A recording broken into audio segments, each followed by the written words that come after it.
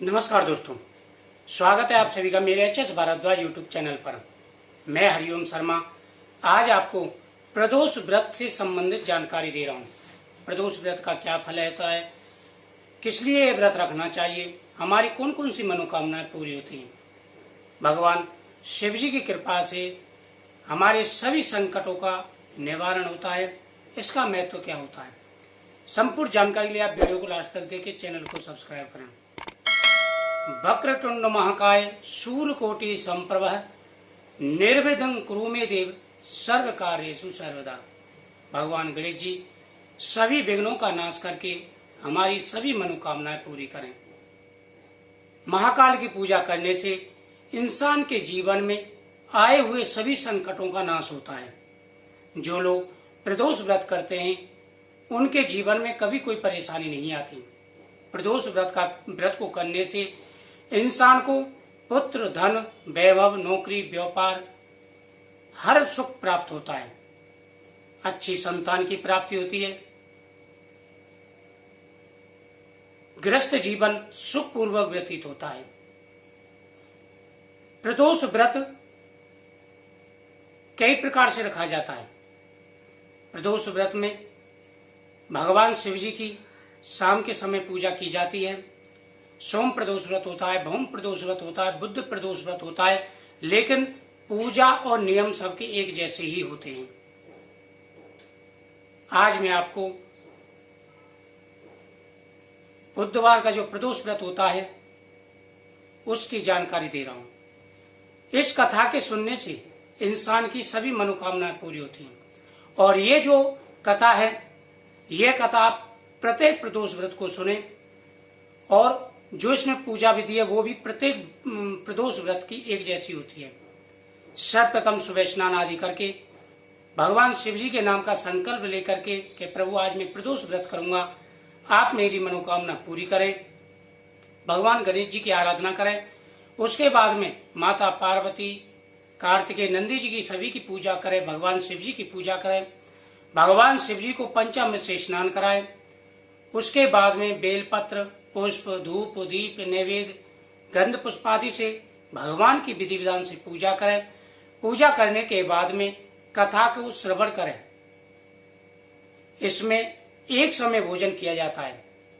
प्रदोष काल के समय भगवान शिव जी की शाम के समय पूजा की जाती है। जिस मनोकामना से आप पूजा करें पहले संकल्प कर लें कि आप पुत्र प्राप्ति के लिए, धन प्राप्ति के लिए, किस कार्य के लिए आप ये पूजा कर रहे हैं। प्राचीन समय की बात है कि एक लड़के की शादी हुई थी और वह ससुराल गया। उस समय बुधवार था। लड़का ससुराल पहुंचा और अपनी वधू को लाने के लिए सास से बोला। सास ससुर ने कहा कि आज बुधवार है और बुधवार के समय हमारे यहाँ पर नियम है कि लड़की को विदा नहीं करते।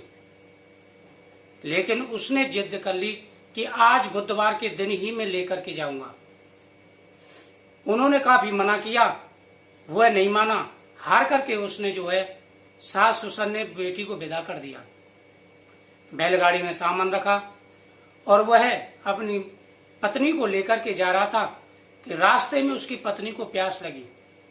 गर्मी का मौसम था। पति बोला कि आप थोड़ी देर यहाँ पर विश्राम कीजिए, मैं अभी पानी लेकर के आता हूँ। वह पानी का बर्तन लेकर पानी खोजने के लिए गया और थोड़ी देर बाद जब वापस आया तो उसने देखा कि उसके जैसा ही हम शक्ल का कोई व्यक्ति उसकी पत्नी को पानी पिला रहा है और उसकी पत्नी उसके साथ में हंस करके बातें कर रही है। उसे क्रोध आया। वह उसके पास गया और बोला कि आप ये क्या कर रहे हो। पत्नी बड़ी असमंजस में हुई। उसने देखा कि दोनों व्यक्ति एक जैसे हैं। वहां पर काफी लड़ाई झगड़ा होने लगा। उधर लोग एकत्र हो गए और सभी असमंजस होकर के देखने लगे कि ये तो दोनों पुरुष एक जैसे हैं। उन्होंने स्त्री से कहा कि तुम अपने असली पति को पहचानो। लेकिन पत्नी पहचानने में असमर्थ थी।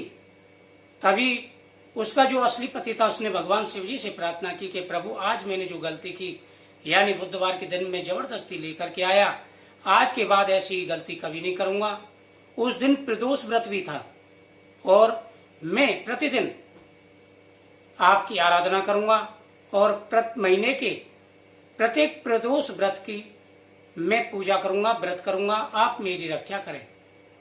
भगवान शिव जी से उसने बार बार प्रार्थना की तो जो दूसरा व्यक्ति था वो गायब हो गया। वह अपनी पत्नी को हर्षपूर्वक अपने गांव में लेकर के आया और प्रत्येक प्रदोष व्रत की पूजा करने लगा, व्रत करने लगा। उसके यहाँ पर सभी सुख हो गए। भगवान शिव जी की कृपा से उसे पुत्र की प्राप्ति हुई, धन की प्राप्ति हुई और पूरा जीवन उसका सुख में बीता। प्रदोष व्रत को रखने से इंसान के जीवन में कभी कोई परेशानी नहीं आती। अगर परेशानी आती है तो उसका निवारण स्वयं शिव जी करते हैं। प्रदोष व्रत आप अपने सामर्थ्य के अनुसार रखें।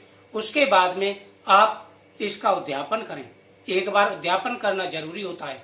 उद्यापन में आप सामर्थ्य के अनुसार उद्यापन करें। सुबह के समय भगवान शिव जी की पूजा करें, मंडप सजाएं, चौकी लगाएं, वहां पर भगवान शिव जी की मूर्ति स्थापना करें। उसके बाद में सभी देवताओं की पूजा करें, नवग्रह की पूजा करें, हवन सहित पूजा करने के बाद में ब्राह्मणों को यथाशक्ति भोजन कराएं, दक्षिणा दें और उद्यापन करें। ऐसा करने से सभी मनोकामनाएं पूरी होती हैं। प्रदोष व्रत में पूरे नियम के साथ व्रत रखना चाहिए। तामसिक चीजों से दूर रहना चाहिए और असत्य नहीं बोलना चाहिए। इस प्रकार से अगर आप प्रदोष व्रत करेंगे तो आने वाले समय में कोई परेशानी नहीं आएगी और भगवान शिव जी की कृपा आपके ऊपर बनी रहेगी। प्रदोष व्रत अवश्य करना चाहिए। जो मैंने कथा सुनाई है इसको सुने, प्रतिदिन सुने, हर प्रदोष व्रत वाले दिन सुने और पूजा विधि एक जैसी ही होती है। इसमें एक समय भोजन किया जाता है। वह आप मीठा करें या नमकीन करें वो आपकी इच्छा के ऊपर है। मीठे भोजन का ज्यादा महत्व होता है। ओम नमः शिवाय।